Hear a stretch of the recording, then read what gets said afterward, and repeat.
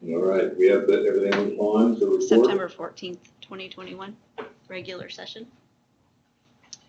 Yes, we do. Okay. Let's call this regular session meeting of the Marion County Board of Supervisors to order. Roll call, Danny. Keisha Johnner, Here. Mark Ramey, Here. Steve McCombs, Here. Very good. I entertain a motion on this morning's agenda. I make motion we approve today's agenda. Second. McCombs, Aye. Ramey, Aye. Johnner, Aye. Very good. Any communications received? no. Keisha, Steve? No. No. Okay, I did receive one phone call, which board members, I did forward to you on the topic of Afghan refugees. We'll talk about that in the Board of Supervisor updates. Okay. With that, we'll move on to public comments. This is the portion of our agenda. The public can speak on items not on this morning's agenda. The board cannot act on those items, but they could be topics for future Board of Supervisor meetings. So are there any public comments on items not on this morning's agenda?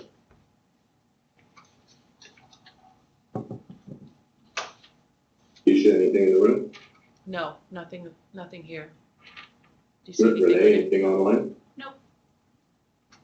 All right, very good. We'll move on. I would entertain a motion on this morning's consent agenda. Make motion we approve today's consent agenda. Second.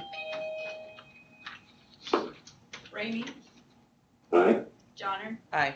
McCombs, Aye. Okay, very good. On the business. We have Kelly Myers and Dustin Miller.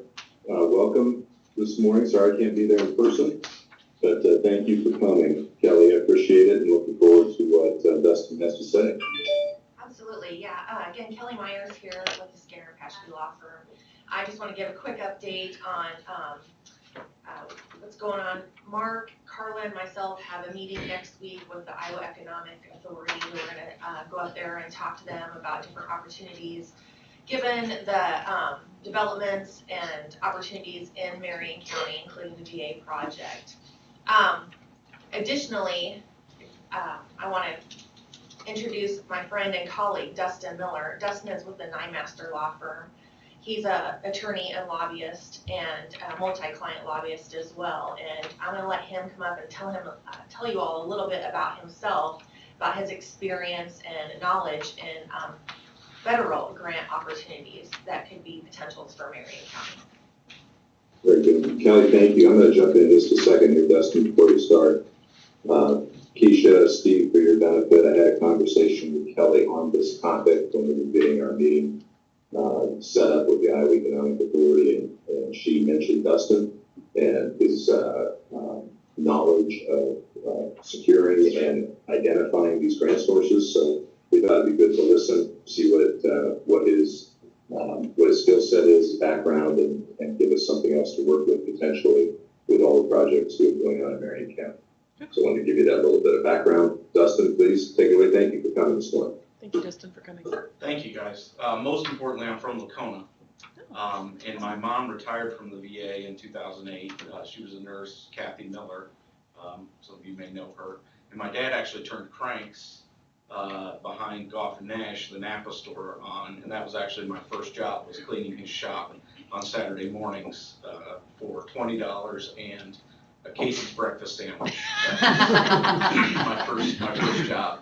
So Kelly sat down with me because, and I can go through as much background as you want, but my first job out of law school, I worked on an Indian reservation in central South Dakota doing economic development. So my job was mainly just searching for federal and state grants and learning about how those partnerships work.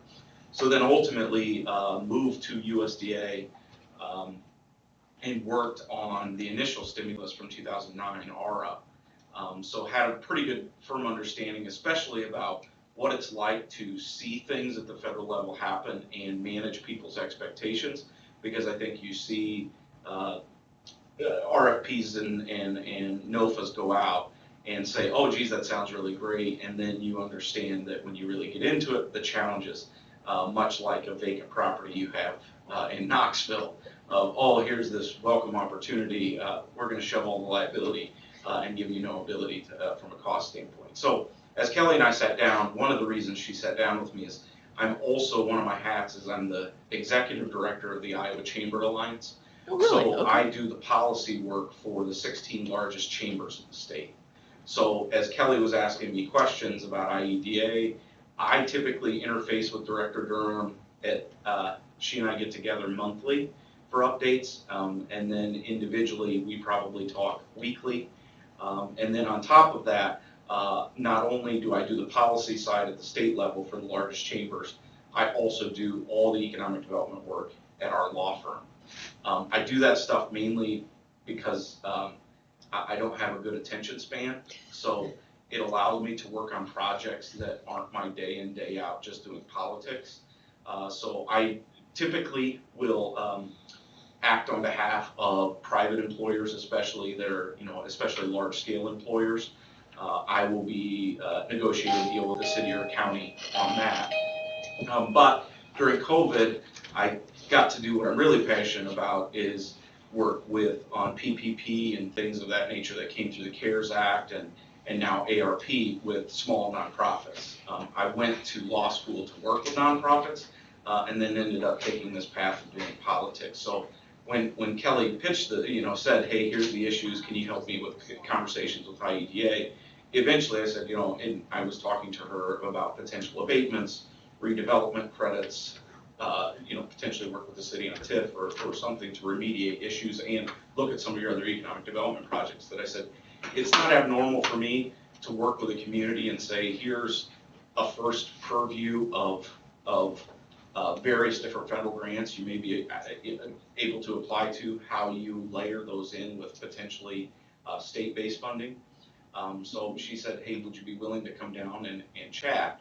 And one of the major things from a timing standpoint that I said to her is, out of the latest federal, the ARPA, the American Rescue Plan Act, there's a kind of once in a generation opportunity that's out there on a regional standpoint. It's called Build Back Better, and it has multiple different components, but one of them is a large regional economic development. What's interesting about this is it's up to $75 million. They anticipate 50 to 75 awards. There's an application due date in October for the technical assistance side, which is up to $500,000. The interesting thing about up to $75 million in the phase 2, which that's not due till the spring, is there's no match requirement. And the chance of having $75 million where you have no required match is pretty small. That just doesn't happen. So that was one of the things I told her from a timing standpoint. Wanting to get on that, obviously it's a pretty heavy lift, but with what you're trying to do, especially with what she showed me with the old VA campus, is the biggest thing that our state is suffering from right now is talent attraction. So if you can have a shovel-ready project where you can build housing and for the employers of this region, that becomes a very attractive application, which is what I told Kelly. So I'll stop there. Yes, sir. Dustin, when you speak of region, Mm-hmm. what region are we in with what these grants are applied to? I mean, that include Polk County and. Good question. You get to define the region. I see. So one thing in my chamber world, what I'll let you know is we're contemplating doing a statewide application. And in a statewide application where, obviously the lead applicant would be the Chamber Alliance, which has 16 chambers. Knoxville and Pella are affiliates of Des Moines. But ultimately, I know what the employment needs are and the partnerships I can get there, including folks, Vermeer and Pella that are in this county. But as far as, if we wanted to do shovel-ready projects that we could pay for, that people know, those aren't as readily available in my mind as the talent acquisition side. But the region you get to define. And so it could be as simple as you saying we're going to identify employers in this county and spread out from there for your talent acquisition. But it could be you say, we would like to work with maybe a statewide application and be a part of this where we consider the entire state the region that we operate in. Can you do both? Yeah, So, Dustin, there has to be some sort of strings. So what am I missing? yeah. Anytime you work with the federal government, the string is the miserableness of, my guess is, at the end of the day, if you're asking for 75 million, I'm guessing it's a, 200 or 300 page application that you have to get through. That's why this initial round that's due October 15th, it's up to $500,000 in technical assistance. I think it isn't super clear in the NOFA, but I think what they're really trying to do is give people technical assistance now that then can fill out the larger application. So they can Yeah. hire somebody? Yeah. Okay. Also, my question for you is do we know right off the bat, like, does this have to be so much low income housing? Is there have to be a breakout of that? Yeah, so they're just like any grant application, and this is what, when I worked at USDA, I would get extremely frustrated with people.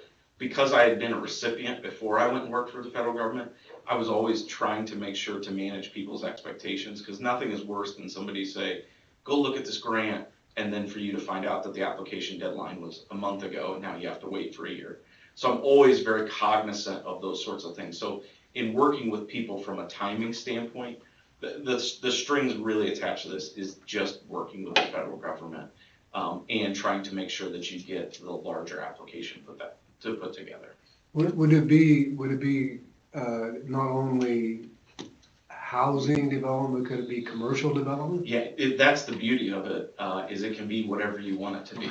Well, and to get back to her question as well, all these, just like any federal grant, is about scoring. So it's a prioritization. So I haven't delved deep into the scoring aspect of it, but that's the biggest thing is how do you fit within, are there priority points depending upon, and just for example, housing or a diverse population, there might be an infrastructure piece to this, roads or bridges. It would be a matter of looking at that prioritization, looking at your individual projects and seeing how you would fit within the score. Okay. Oh, sorry, go ahead. No, that's okay, couple of things. Number one, as far as a grant of this magnitude, $75 million, and you have to define the region. What is your thought on, you're talking about your group, working with the chamber defining that region, or Marion County as a full applicant defines that region? Who takes the lead on that piece? Because this is one grant, lots of money, lots of potential application. But I think the other thing that we wrestle with a little bit in Marion County is getting access to all the other funds that are available through state and federal sources, identifying them, getting applications in.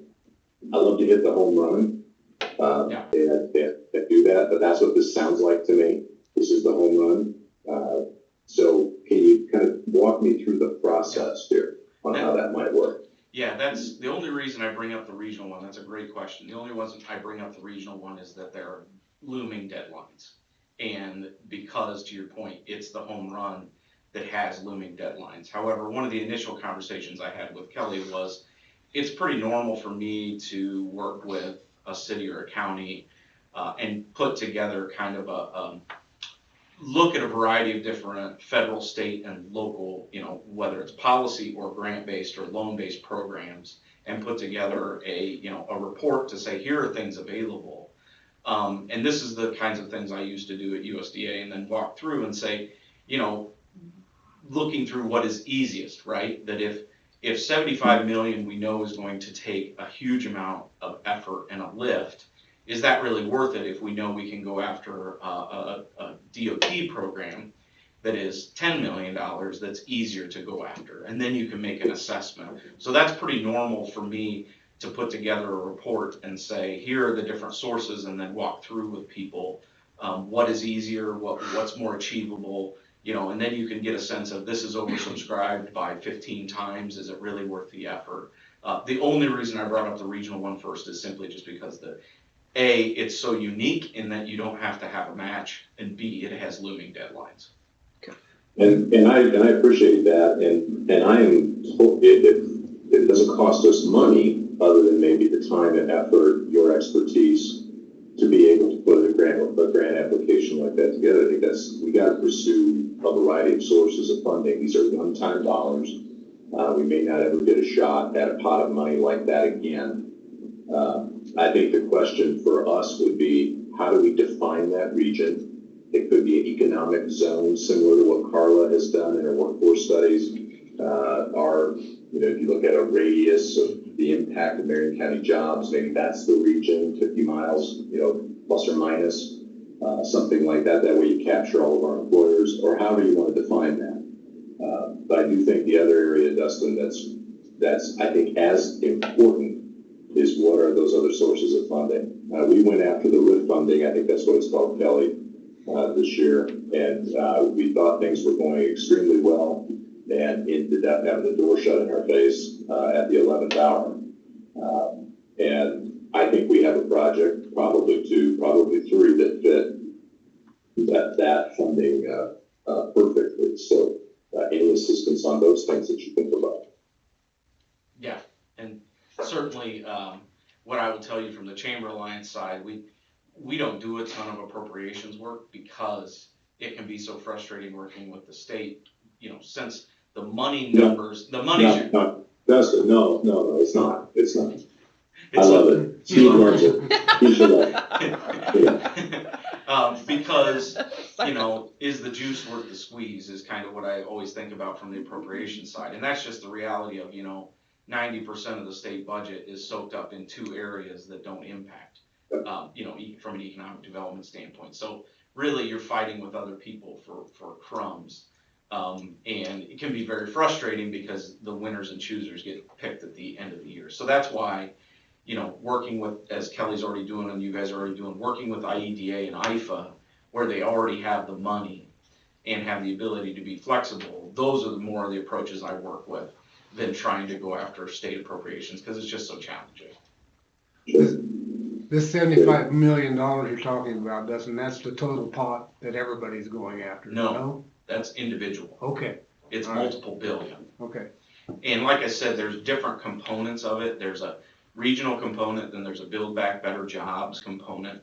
So, but they're considering it in one single programmatic money offering, but there are different aspects that you can go after. Yeah, but the regional one was most intriguing to me just because of the ability to do construction projects. Right. Steve, you got another question? Go ahead. I won't interrupt. I didn't understand what he said. Do you have a question? No, do you have another question, Steve? No, that he answered that question I had. Okay. Dustin, so maybe just walk us through the mechanics. If we were to say this is something we wanted to pursue, how would we do that, and how would you assist us in that? Yeah, one of the things I talked to Kelly is my firm, unlike most attorneys, I have ultimate flexibility in what I do. Things like this, because I know I'm a mile across the border in Warren County, but this is my community. I'm still city attorney for Lacona. I still spend my weekends in Lacona. Like, this is as much of my community as others, so I have the ultimate flexibility where, if you said, hey, here's a set amount, go do a report of us that we could look at various different federal and state grants. I have the flexibility to kind of set that number. The grant one, the large grant one, is probably easier served from a flexibility standpoint of just doing it on an hourly basis, or we could say, hey, we think it's going to take this amount. I have the ultimate flexibility of doing, whatever it is I want.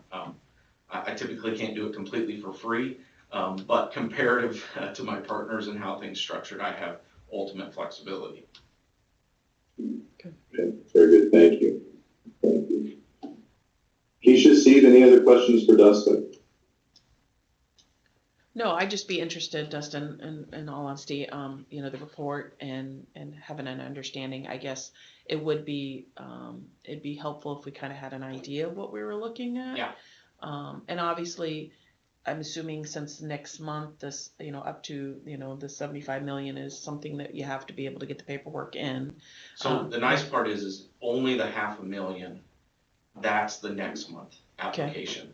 The large buckets of potentially up to 75 million per grant. That's not until like March of next year. But you have to do one to do the other? You don't. Oh, okay. Yeah, All right. I thought But, maybe. you know, in looking at the application process for that Mhm. $500,000, it's really not a super heavy lift in comparison to other federal grants Okay. that I've seen. Because the idea is they want to get money in the hands, especially, you know, a community of this size, when you're trying to compete with, you know, a township outside of New York City, they're wanting to get areas like this. And, you know, again, in working with Kelly and the relationships that her team has, you know, I would anticipate, especially if you went after that spring one, making sure that, you know, Senator Grassley and other people remind folks of promises that were made to this community about from a prioritization standpoint. So it you would- could, No, you have to behoove speak. them- You have to speak in the mic. Would it behoove them to? So Dustin, it would behoove them to make application for the next month's grant so that they could have resources to go forward Yeah. into the spring application. Because you know, I don't want to overpromise my time as well. I get the pleasure of being with Kelly at the Capitol every day, January through May. And so it would be nice to have the resources where you have somebody that can be fully dedicated to that larger grant application. It's not that I can't do it, it's just a matter of being, you know, smart about, would I have the time in the legislative session? Right. You know, and so having those additional resources, especially if it's a lower threshold for application, might be helpful to make sure that you get a top-notch person. And I will say this too, one of the things I told Kelly is through other national relationships I have some folks that have made connections with me of groups that are wanting to make these applications that are That was my next question, the yeah. McKinseys of the world, like, you know, pretty large scale Okay. resources that would be available, especially if you had the $500,000 to do it. All right. so cities they can apply for this money also? Yeah, typically what you want to do in these regional is show bench strength, that you want to show all your cities are involved, the county, employers, would be my recommendation, would be the best way to do it. Okay, I'm gonna be blunt here. Yeah. So, would, in your opinion, would they look favorable upon this grant, when I'm speaking about the VA specifically, about giving the money to clean up the mess the feds left us with? You know, I'd have to look at the prioritization side, but I don't think it would be outlandish that part of the prioritization would actually be environmental remediation. Because, you know, when you start knocking that thing down, my guess is, we all know there'll be some asbestos, my guess is there's formaldehyde and other things. Well, we've kind of went that route. Yeah. We've kind of taken care of most, we've addressed that, Yeah. let's put it that way. My point is, you know, they left us with this mess, and now we're trying to fix it. Well, I think ultimately, your lead-in is, The housing. here's the housing and the jobs we're trying to, and it is, right, you know, I mean, if you build houses, we all know that there's a housing issue. We have a Right. talent attraction issue in this state, and we have a housing issue, and Okay. it's chicken or egg, right? Right. If you're building housing and you know it's going to serve your local employers, you know it's gonna serve Vermeer and Pella, that's your lead-in. Yeah. But in the background, in any of these applications, it would be sitting down with Senator Grassley and saying, hey, remember when the administrations told us that they were gonna fix this? Here's the way for them to fix it. Yeah, I'm just a little torqued about all that. I'm with you. Because I do think that we do have Weiler has just stated that they're looking at adding 100 jobs. Yeah. You know, in that, so we have the jobs coming, now we need the housing, we've needed the housing, Yeah. so, yeah. Yeah, you can imagine that's the story everywhere around the state, you know. One of my, you know, when I talk nationally or regionally about Iowa, if we don't get bodies here, you know, we are having businesses make decisions about investment in other places, because, you know, what ends up happening is, and not necessarily here, but maybe Weiler says we're gonna do 100 jobs, and what it does is takes 50 jobs from Vermeer. And, you know, that's where everybody is saying we need to stop poaching from one another and figuring out, is there the ability to grow the population of the state, which is not just tell everybody to go have more babies, right? It has to be a pretty holistic approach to getting more people in the state. And you're not unique in that, as you can imagine. Right. So Dustin, just to gonna wrap this up for me. What would your hourly rate be to put something like this together? The nice part of it is I do have a standard hourly rate. I do it so little, I actually couldn't tell you. I think it's in between 275 and 300. For this, I would probably propose doing it much more as just a, hey, here's how much it's gonna cost. Get it, and I can make an assessment as far as hours I think it will take. And if there's any overage, then it's on me. And I can do that from a proposal standpoint and say to you, I think to do a report of all available resources would be X. Getting this next, by October 15th, how many hours it would take, and then it would be this. I also have worked as well in scenarios where we set a budget, and if I'm under, then you get the benefit of it. So any of those things I can put in a proposal and say, here's what I think from a flexibility standpoint. But it's, we're not talking $100,000 here. Is not what I'm anticipating. No, I think that would be good from my perspective, if you could do something like that. I think we would need to, Steve, Keisha, probably have a motion and take action on that. At least we'd want the proposal. Yeah. Don't have to act on that. We could certainly say, hey, it's too much, or no, we don't see any real synergies here, but at least take action on having Dustin put together a proposal. Are we talking about the VA then? No, we're Specifically or just? No, just Okay. in regarding Yeah. the funding sources. So yeah. So we would need a motion to ask Dustin to put together a proposal based on his presentation, to give us an idea of cost, grants available, and go forward from there. I'll make that motion. Second. Johnner, Aye. McCombs, Aye. Ramey, Aye. Very good, Dustin. Thank you. Yeah. Thank you, Dustin. I appreciate And it. I'll try and get something. I'll try and And get something done this week for you, just so that to be cognizant of if you want to anticipate that October one. Yes, And actually reflect that in there as well. If our Absolutely. next meeting is, what is it, what is that date? Is that gonna be too late for you, Dustin? be the Be the last week of September. 28th. Yeah, cause when is the October deadline? 15th. Okay, alright, let's do this, Keisha. Dustin, if you can get that to us within a week, if this is something we want to act on, we can call it for a special. Okay. Yeah. And this is enough money, it's worthwhile for us to have that discussion. Yeah. Yep, And I'll okay. try and get my sense of timing of that October 15th too, to see if we're gonna crush your time as well. great. Thank you, Dustin. Thank Appreciate Thank you your time. guys, appreciate it. Thank you, Kelly. Appreciate it. Thank you. Yeah, thank you, Dustin. Thank you, Kelly. Kelly, thank you. I'll be back. Very good. We'll go on to item number 2. We have a Marion County Courthouse Special Event Application, Knoxville Hospital and Clinics, a girls' night out. Is there anybody there speaking on that topic? I don't believe so. I'm not seeing anything. You guys see anything? Let's see here, what are they wanting? Okay. Board, do you have any questions on this? I assume that we've gone through the appropriate application process. Jake, we've got, anything like that? We've got insurance. I see the insurance. Yeah, they filled out everything. Outline. Yep. They've, Mark, this is Jake, they have gone through all the process. I can't remember which one of these applications it was, but one of these 3 was looking for some restrooms after hours. If you go back to the first page, I don't remember which one of these, but I'm gonna note that or not. They would go back on the Yes, PowerPoint to the first. they said we would like to request the courthouse restrooms to be available during our event from 5 to 7. And Okay, so that would be off hours, just to bring to your attention.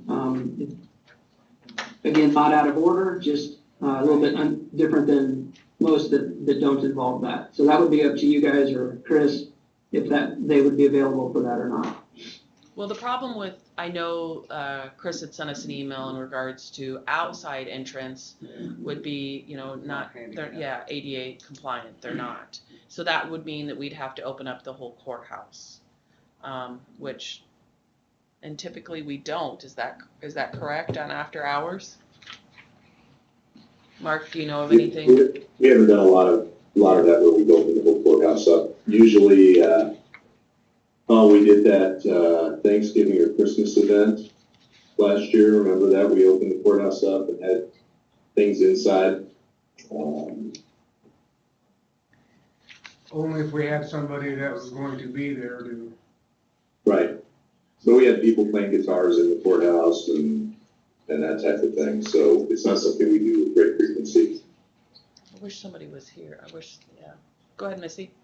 So I see setup time was at 3 p.m. and we've had a few issues in the past few months where they start setting up and those of us who park in the east lot then can't get out. So we need to start define, I guess.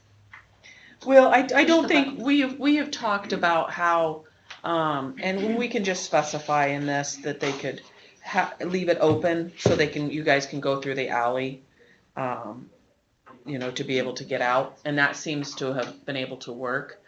I am in favor of people using our courthouse, meaning the lawn.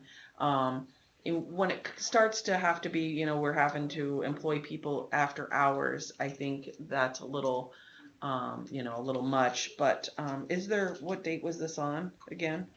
I was looking, is it a Thursday night? 7th of October. Let's see here.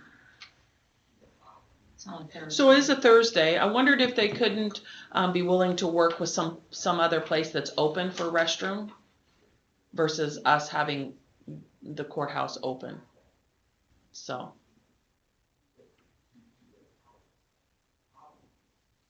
Yeah, I have no problem with that, Keisha. Not knowing how many people we're going to have for this, and then incurring additional costs and expense. We certainly want to support the community. I think we've done that with a lot of our activities and our events, but there are times when you got to say we got to know what the event is to know how we can respond to it. So I have no problem with the application in total, but for opening the courthouse for it. So if we want to take action to say we approve it pending an amendment to the application, we can do that. Okay.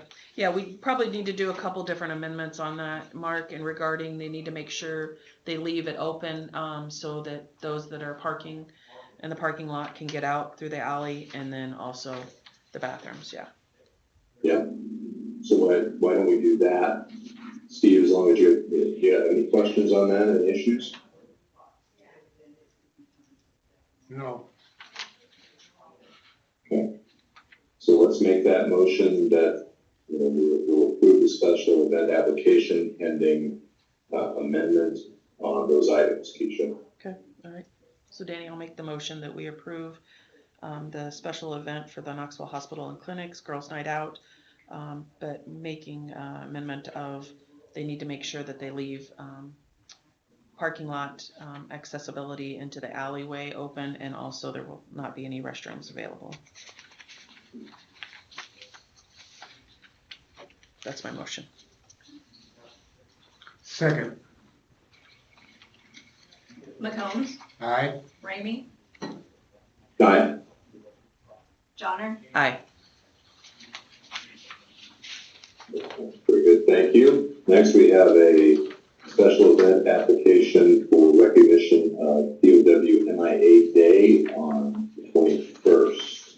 Is there anybody to speak on that Yes. event? She's coming to the podium. Yep. By Carol Rollins. Hi. Roland. There's no S. Roland. Good morning, Carol. Hi. Can you explain what you got here and what you're requesting, Carol? Well, can you hear me? Yep. Yep. From here, it doesn't sound like it's on. No, that's all right. Okay, and it's not the 21st, it's this Friday, the 17th. Okay, let's see here. What do we have here? No, yeah. The agenda says the 21st, so Yeah. you're saying it's this Friday? Yes, sir. Okay, yep, yeah, it's filled out, Carol, that it has event on September 21st. Yeah. So maybe you meant September of 2021, so that's, so it needs to be corrected, okay. It's the 17th. Yes. Okay.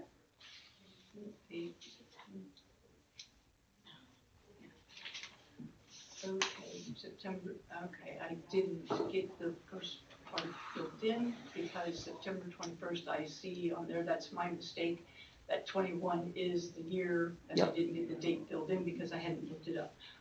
That's my mistake, I apologize. That's okay, okay. So this event's gonna be for a 2-hour duration, Carol? No, sir, only one. Okay. I had asked for permission to start setting up at 9:30, beginning of the event at 10 o'clock and to approximately 11, and then clean up after for about a half an hour. I'm not sure that it will actually run an hour, depends on how wordy I get. Okay. My intention is to talk about the becoming, how POWMIA Day started, why it started, and then to talk about the missing man table. And if anybody has any questions about POWMIA Day, to answer those, and to talk about our POWs that we have had in Marion County, and how many POWs that we have still accounted or unaccounted for in Marion County. Just to give them some facts and figures, but not to get too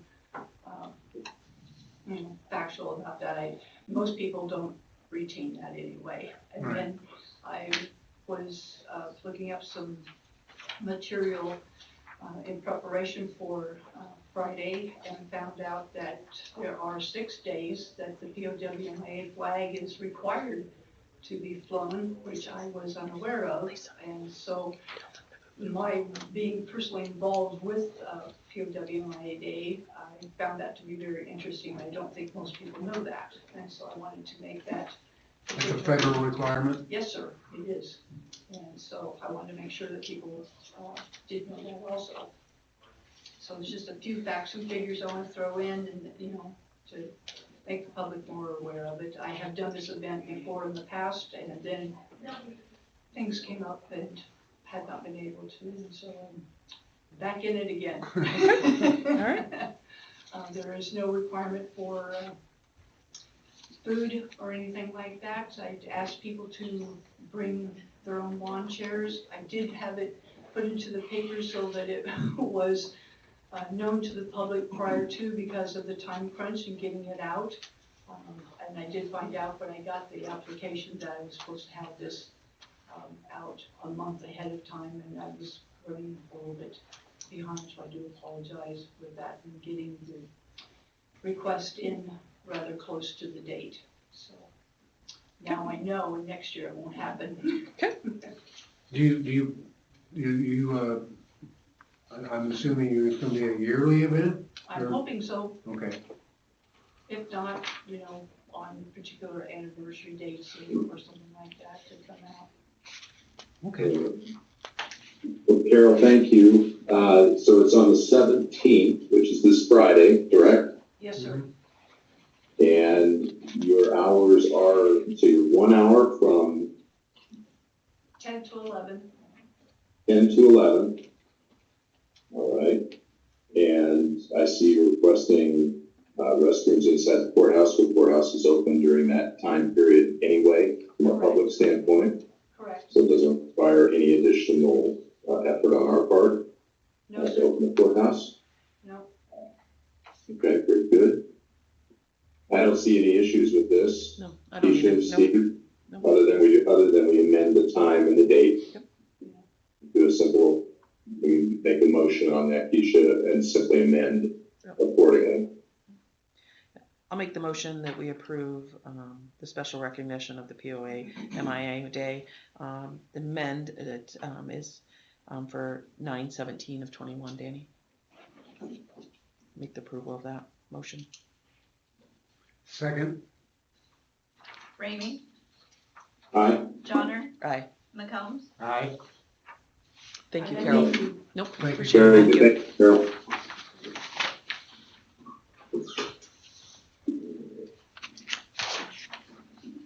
right, special event application, Iowa State University Extension and Outreach, a farm to table dinner on October 9th.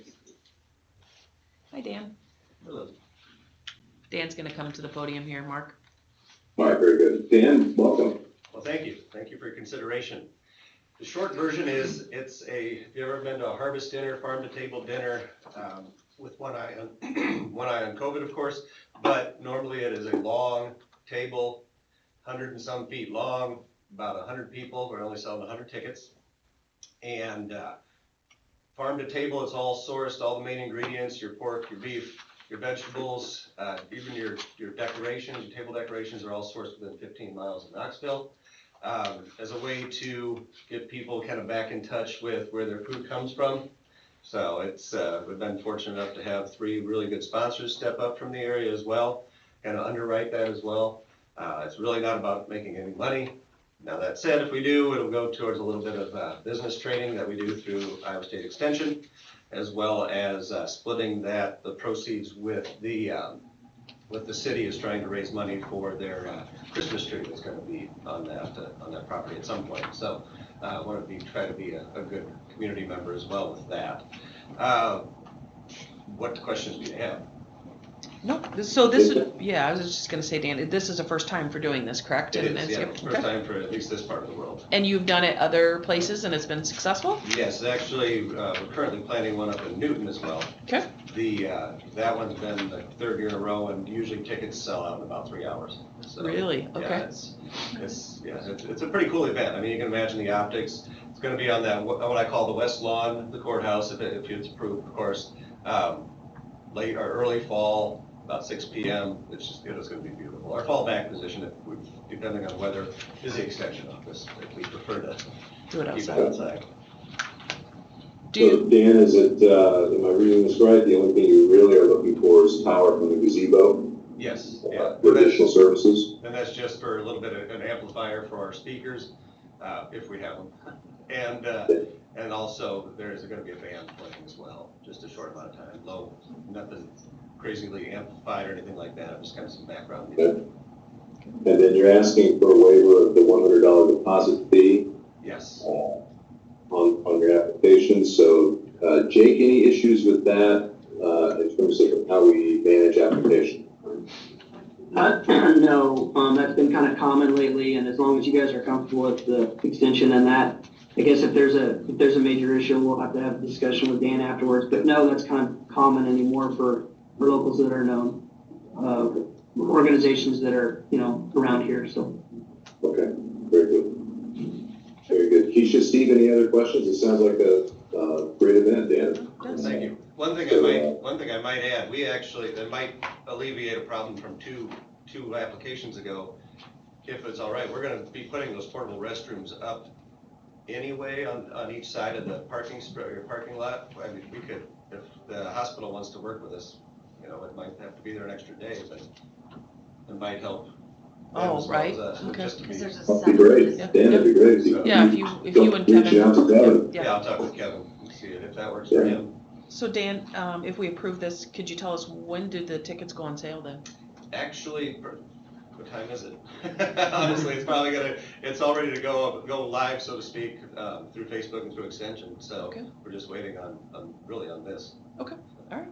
No, Well, appreciate that. Thank you, Dan. Thank you for making that offer. Yep. Sure. No, Thank you appreciate for that. consideration. No, I have no issues, Keisha. If you or Steve want to make a motion to approve. I move we approve the special event application for the Iowa State Extension and Outreach Farm to Table Dinner. All right, I'll second. Johnner, Aye. McCombs, Aye. Ramey, Aye. Very good, thank you. Next we have, let's Thanks, see, site plan, Crossroads Gospel Church.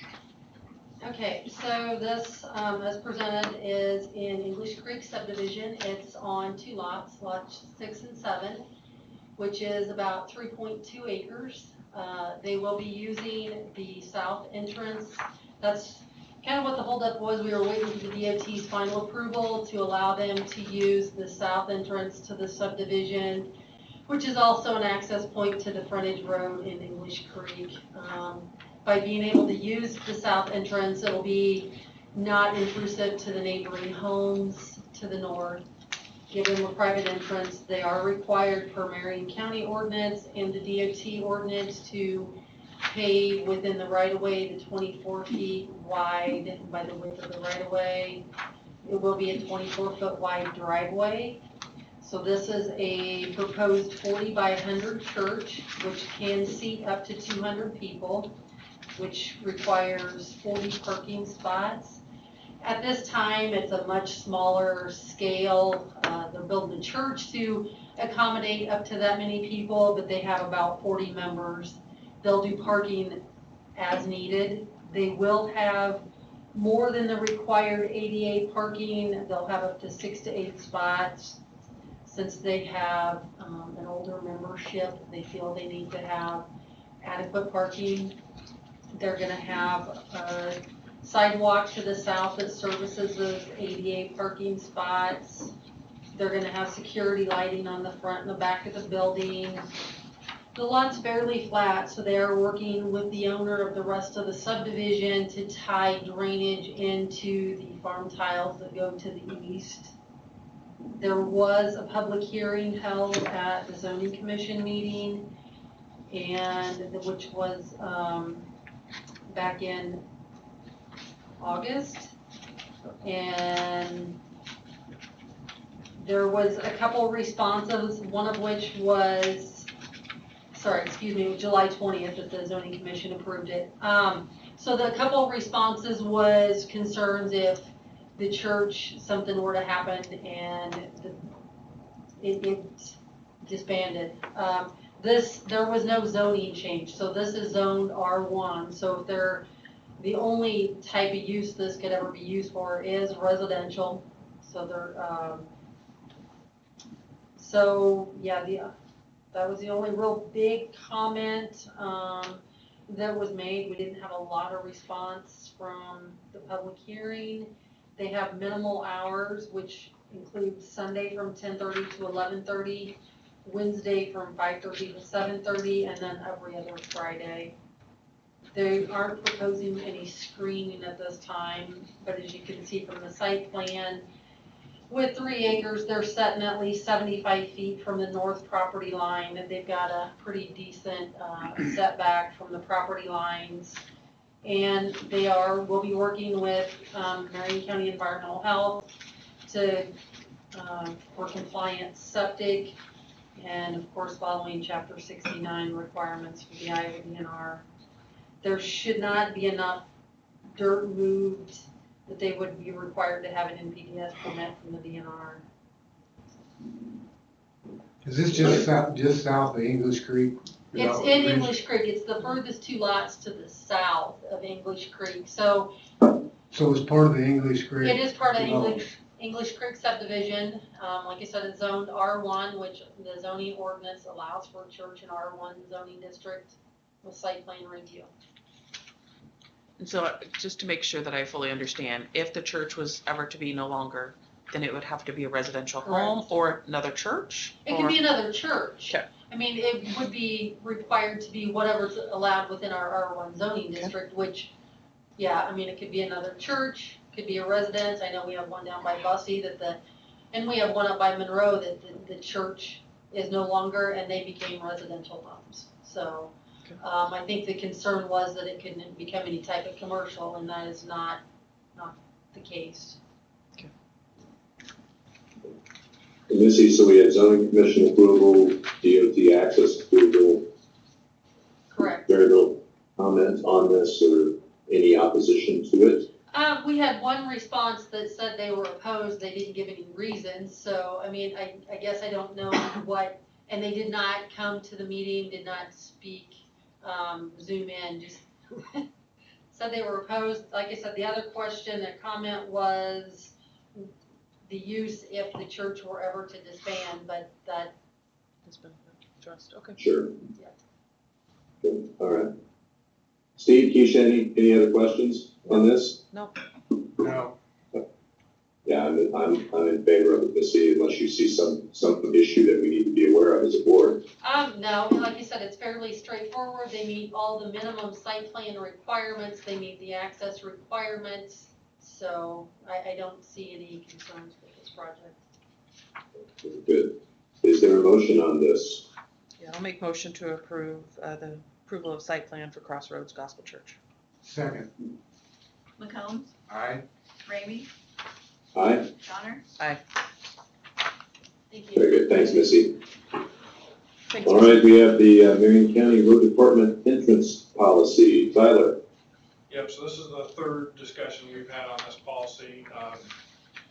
Little background, we've looked at three options. So the first option would be my preference, which would be for the road department to get out of driveways completely other than as initiated by our own maintenance work or projects. So that would mean property owners, farmers, homeowners would be responsible for not only the installation of new entrances as they are today, but also any replacement costs associated with replacement of the pipes in the future. And that would be including any grandfathered entrances or ones that they put in themselves as part of a new entrance permit. The other option that we looked at was a result of a discussion that we had last time, which would be a threshold. So at your request, I looked into a threshold of X number of dollars or man hours. Above that threshold, we would ask for some reimbursement from the property owner. So I talked with other counties and kind of did a survey on who was doing that. There was one county that was doing that and expressed how much of a nightmare that was, and we kind of were already going down that road ourselves, because not only would we have to prepare an estimate for each individual entrance as it was permitted or brought to our attention, but also, less than 10% of our driveways in the past have been above what we would consider average. Also, the third part of that would be, how do we recoup those costs? We struggle now on damages or claims, and how do we recoup those costs? And that's a lot of administrative work for our office.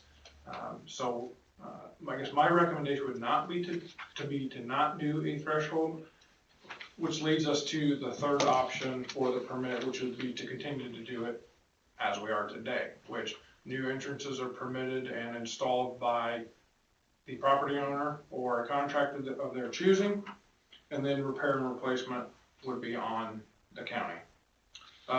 My new policy draft that I sent to you actually includes some language about culvert cleaning and upkeep and maintenance would be their responsibility, and then ultimately we would replace the culvert as we currently do. Again, this is not my preferred method, because as I have previously stated, we have anywhere from 600 to 800 man hours per year dedicated to private entrances. I think to be consistent with what other jurisdictions do, governmental jurisdictions, the driveway and private taps and services are the responsibility of the homeowner. So any questions regarding that? So the policy as I sent to you is basically maintaining status quo. One other thing I'd like to point out, and I think you've seen the emails from Ed. So council has reviewed some of the language that I had questions about when you saw the initial draft, which was whether to require property owners or contractors to submit a proof of insurance. Our current policy states that. Rarely do we get that, and that's obviously on us to not follow up with that, but it's a very timely process, I know from experience, to get a certificate of insurance and get that submitted. And if you're going through a contractor, that can be cumbersome. So we've developed some language with the county attorney's office about, by signing the permit, which will be online, it'll be an electronic signature, they will acknowledge they have adequate insurance, but then it also includes a hold harmless agreement and language associated with that for any work within the right of way. We would like to not only use this language in our entrance permit, but also in our work within the right-of-way permit in the future. When we get it online, we will revise the policy language for it as well, hopefully. So what would what's the insurance, Tyler? I mean, I always had a question about that. What does that cover? Does that cover the traveling public if they happen to get hurt during this installation process? I mean, what would it cover? Or because Iowa code says that they have to have a permit to do work in the right of way, that could include any accidents involving them performing the work or accidents to the traveling public. Does that make sense? Yeah, it makes sense. So if they were hurt during the installation or created an accident. Right, well, that'd be on them if they get hurt themselves, but again, I guess that's. I know. Iowa code does state that any work or performed in the right of way, they do have to have a permit. Right. Per Iowa code 318. How do other counties do that, Tyler, regarding insurance? Mhm. So after our last meeting, I told you that was something I wanted to look into, and we'd already started down that road. So the language I've drafted is a combination of what I found other counties to do. Some, not very many anymore, actually ask for a proof of insurance. Most of them have went to the hold harmless clause. Okay. Ours kind of took that a step further for them to acknowledge that they do indeed have insurance, but also has the hold harmless. Okay. So would it be beneficial that, or do we need to wait until you can get this up? Is it gonna take very long for us to be able to put this up on the web or whatever? So actually, we are in the process so this is the insurance permit, or insurance policy. Okay. As part of the policy, we will have a permit following the guidelines of the policy for the public to fill out for new entrances, modifications, and then also for properly split reviews in coordination with Missy's office.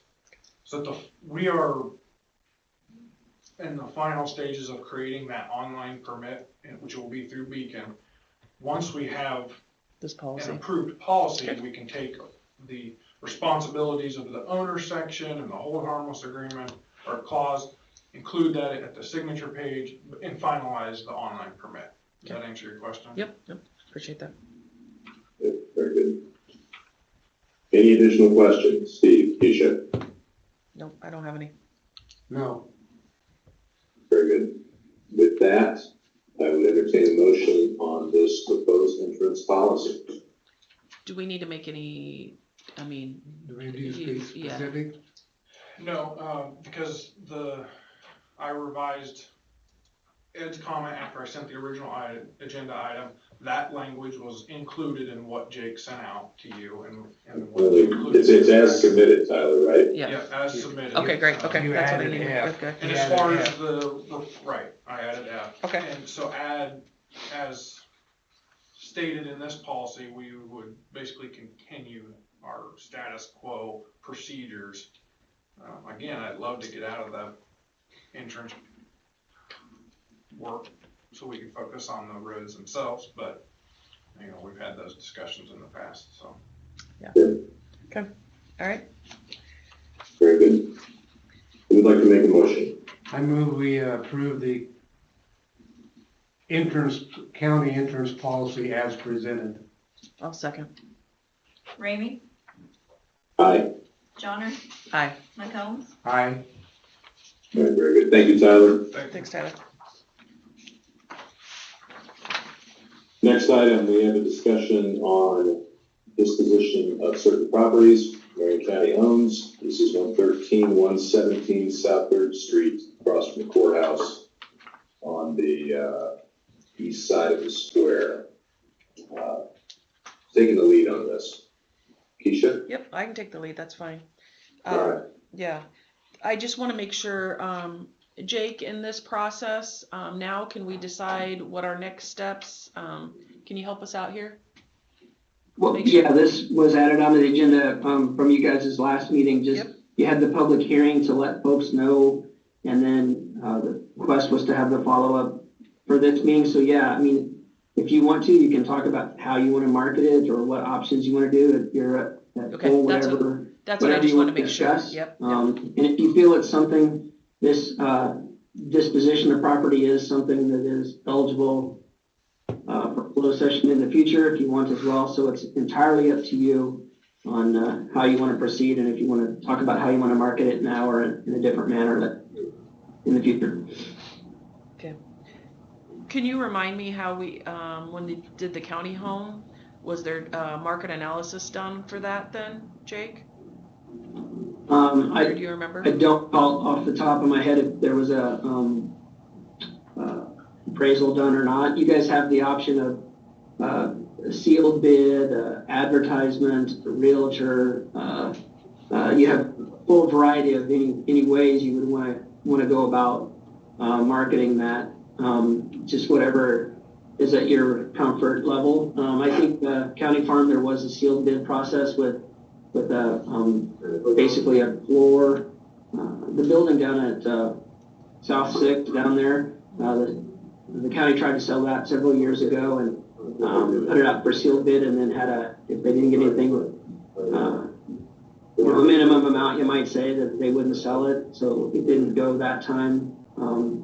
Really, it's at your discretion how you want to do it. If you want to, those are kind of a couple of options of how it has happened lately. Okay. Right, Keisha, we did the county home. We did Supervisor Egan went through an appraisal process. Okay. That and secure at least a range of price options, and the board of supervisors then established a floor that we would not go under. Okay. Did you make that floor then public, or was that a closed session? Do you recall? Oh gosh, I don't remember. Okay. I established the floor in an open session. But, you did, okay. Now we did that in a closed session because that would be a real estate discussion. Okay. So we didn't bid against ourselves, but we set our price as to what we would accept and then negotiated from there with the sealed bid process. We did not get a lot of bids. Right. On that ground. So a variety of options that we can pursue for something like this. I think first item is we've discussed we would like to dispose of the property. Now what's the next step? Do we want to do a market appraisal of the property and find out what that is? Do either of you have a price you want to secure? Based on your knowledge of the real estate market, I don't know what a lot on a square goes for. So I would like to have a market appraisal done so we know what we're getting. Yeah, I think that's where I was going, was the next step would be a market appraisal, just so that we're responsible to the taxpayers. Okay. So, yep, I can work on that if that's something we choose to approve today. Okay. Steve, any thoughts?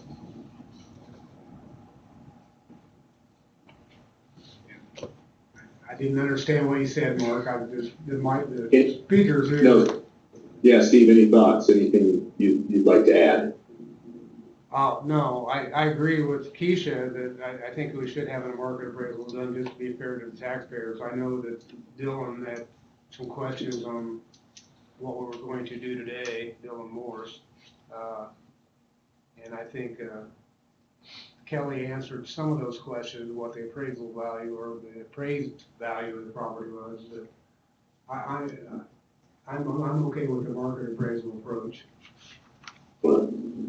So why don't we make a motion that we will authorize Keisha to secure a market appraisal on the property and go from there. Keisha, then you can present once you secure that.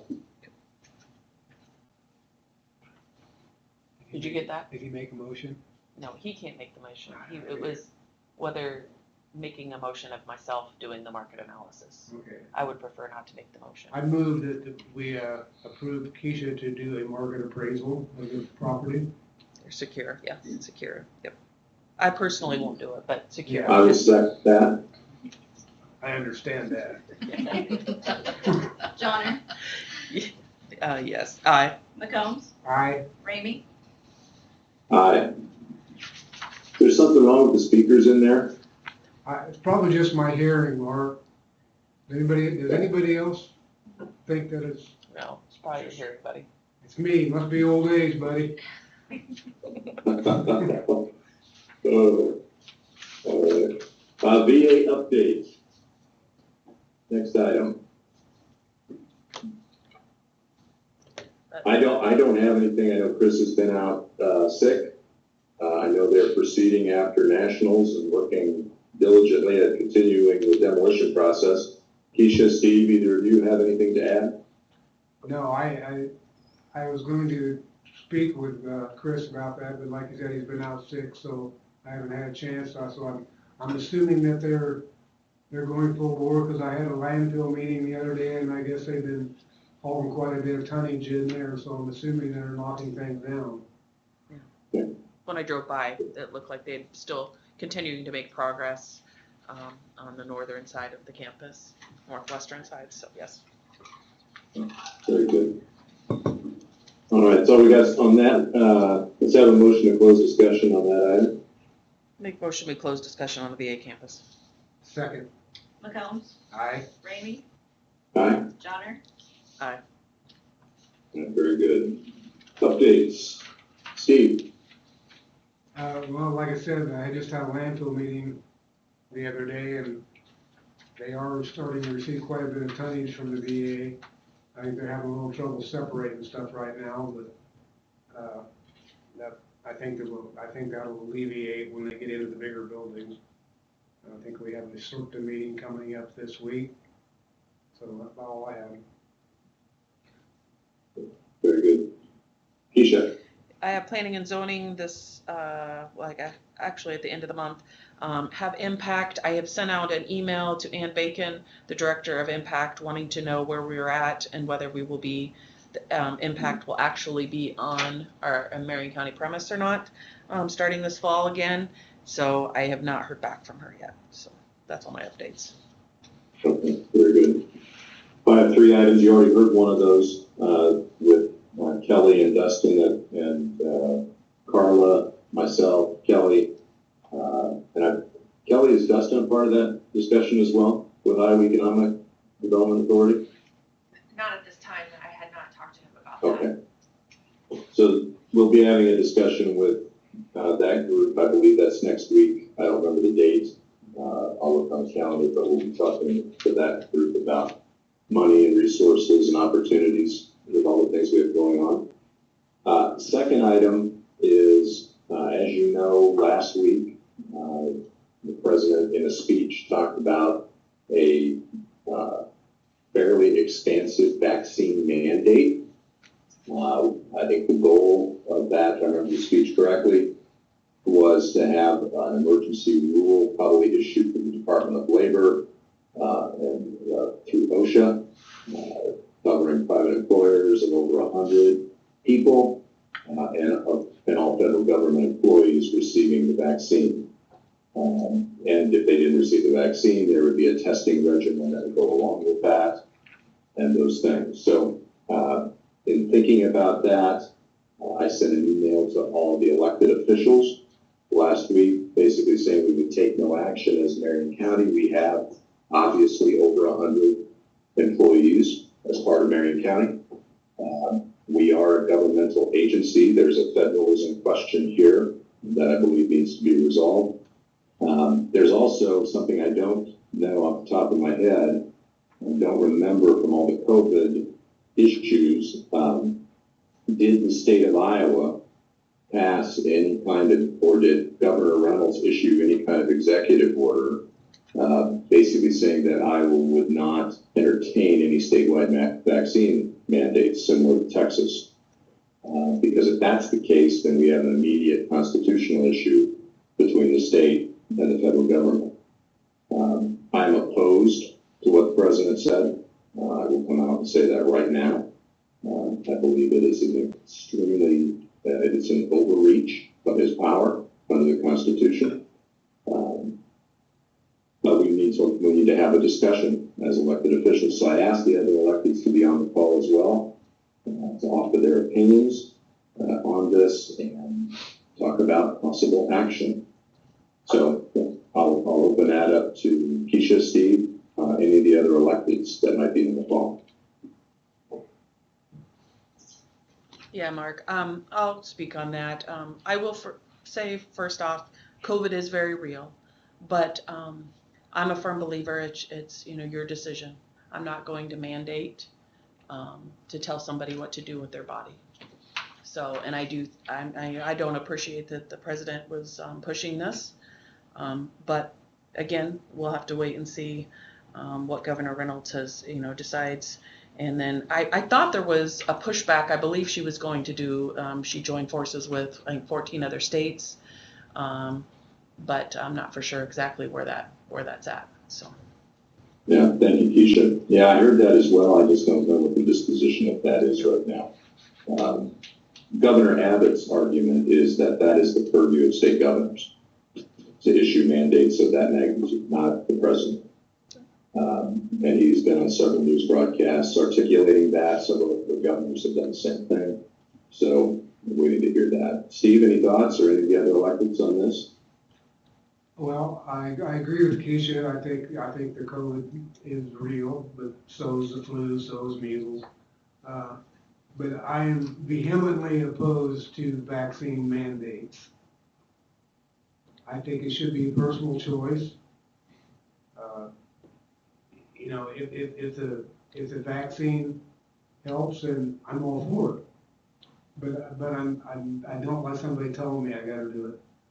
Yeah, absolutely agree, Steve. Any of the other electeds want to weigh in on this?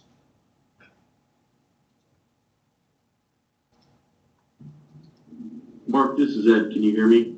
I can, Ed. Thank you. I would just indicate that I'm waiting to see the actual language, because traditionally, and it's section 3, paragraph 5 of the Occupational Safety and Health Act of 1970, which we all refer to as OSHA, it specifically excludes federal OSHA authority over employees of state and local governments. The Act provides for states to assume responsibility for occupational safety and health programs under the state's own plans, which must be approved by the U.S. Department of Labor. So, at this point, we're governed by our state OSHA. If this mandate is purely under federal OSHA, understanding I haven't read what this is going to say, but at face value right now, I don't believe Marion County or any county or state government would be applicable, or this would apply, as OSHA specifically excludes us in the very beginning of almost its preamble. Okay, very good. Appreciate that insight, Ed. Thank you very much. And yeah, as you get information, Ed, on that, I'll appreciate your analysis of that. I think there's just a couple of things from my perspective. We are not anti-vaxxers by any stretch. We believe in vaccines. I've received vaccines in the course of my life. But in this, there's something about COVID that's become extremely political. We've lost sight of the fact that it's a public health issue and made it a political issue. So we've weaponized public health as a nation. But as Steve and Keisha both said, this is an individual choice. The government should never be mandating that any of us put something in our bodies we do not want to, ever. So there's a philosophical opposition just to the idea of what the president has proposed. But Ed, your counsel is right on point. We do need to see the language of the order. And if there are exemptions, and again, we're only talking about Marion County government. We're not talking about other entities within Marion County. They have to make their decisions on what they want to do and how they want to follow this or take a different course of action.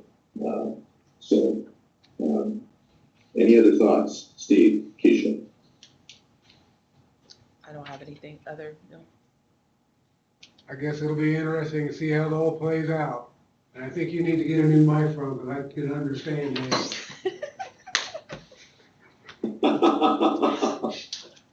Just operating off my cheap iPad, Steve. All right. I don't have a budget like the county attorney does. Okay. Yeah, y'all heard that one. All right. With that, next item. Afghan refugees. Let's deal with one controversy and go to another. I think it's been reported, I know I had an interview with Steve Woodhouse. I don't know if Steve has published an article yet. Steve, have you done that? About what? He can't hear you. Yeah, he can hear you. He's gonna hear you. Have to go. To Can't hear him. Hang on. Sorry, I'm not sure what you're referring to, Mark. Well, we had our little interview. I don't know if you've written anything about the Afghan refugee, if you had a chance to follow up with anybody. I did, and I have not heard from Bethany Christian Services at all, so nothing. Okay. Okay, very, thank you. It was published last week. I did receive that, voicemail that was floating out there. That lady seemed to be passionately opposed to it. Yeah. Well, I just wanted to give you a little update on my discussions. I hope, again, from a microphone standpoint, you can hear this. I was very honored to be at the premiere dedication of Building 7 last week.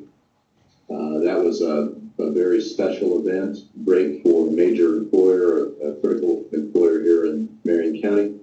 But I know also that they've been in discussions with Bethany about this Afghan refugee question and whether there should be any relocated here to Marion County, specifically Pella.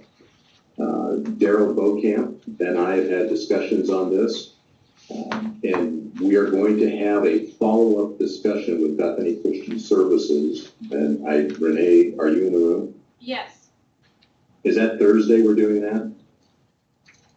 I believe it's the 21st, so that would be What? Thursday, Wednesday, Okay. maybe? No, next week.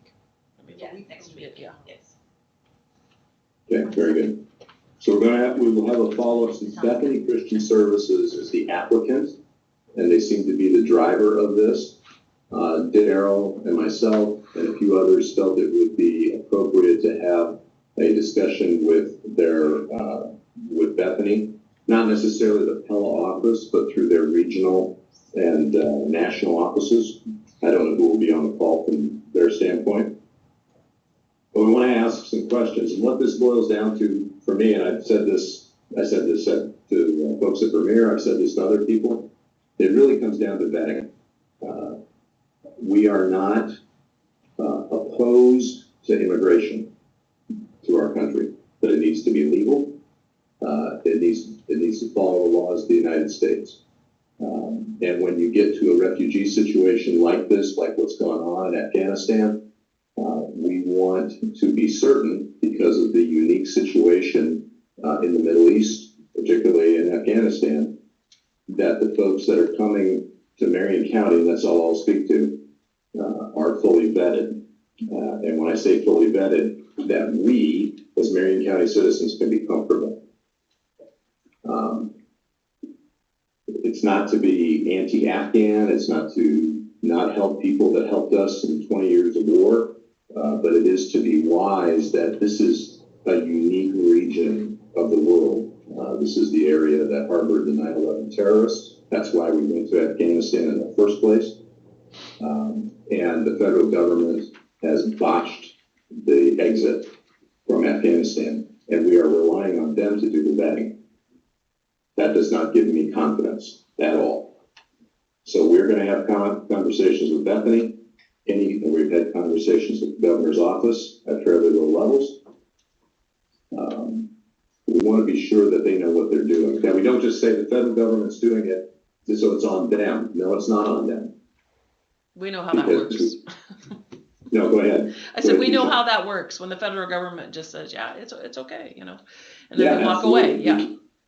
We can't rely on them to do this. And they're going to have to provide some pretty sizable assurances that they're doing it accurately, correctly. So far, there's been a variety of reports that folks that are landing at various military bases are leaving those bases without supervision, depending on where you get your news. So we just want to be cautious here and do what's right for the residents of Marion County. We realize the worker shortages, we realize the compassion issues, we realize these people have gone through literally hell. in that country for 20 years, especially in opposing the Taliban. We are aware of that. And want to take care of those folks that helped us. But there are other ways to do it than just say, come on into Marion County, and we don't really care about the vetting process, because we do. So that's where I'm at on it. We'll have follow-up discussions, like I said, with Bethany coming up. And I continue to be highly skeptical if the federal government is the lead vetting agency in this process. And we're going to do what we can to make sure this is done well. That's all I have. Do you have any questions for me on that, Steve or Keisha? Yeah, I do, Mark. So when you have your meeting, is there any way then we can have an update at the following Board of Supervisor meeting, or? Oh yeah, absolutely. Absolutely. I've invited several people. I've even invited some of our electeds to that meeting. I think Jason is going to be on that. Jeff, I think you're on that, not an elected, but Jeff is obviously as EMA director. This is a critical meeting for him. I think Kim, you're on that meeting as well, and a few others. So we will certainly provide an update post that conversation. And if it's something we have to have a special for, we'll have a special. Okay, thank you, Mark. I think it's that critical. I agree. I think that they need to be vetted, and it needs to be done legally. And it just doesn't happen overnight. We know the vetted process takes time. And yeah, I don't know I think there's an assumption from people with well-meaning hearts that the folks that are landing at these bases have already been vetted, and I think the evidence is showing they're not and haven't been. And the ones who had the SIV visas were never given the SIV visas. They're the folks probably still in Afghanistan that were left, along with American citizens. So whoever got onto the planes first gets to the United States, and the federal government's been fairly quiet on how they got here, who they are, where did they come from. So that causes me great concern, great concern. We're going to need some assurances. And I hope the governor steps in and starts thinking this way as well. Oh, I agree. Thank you, Mark. All right. Any other questions on that topic? No. No, I don't have anything, Mark. Okay. That's all I have right now. Is there a motion to adjourn? Motion, we adjourn. Second? McCombs, Aye. Ramey, Aye. Johnner. Aye. We are adjourned. Thank you very much. Thank you, guys.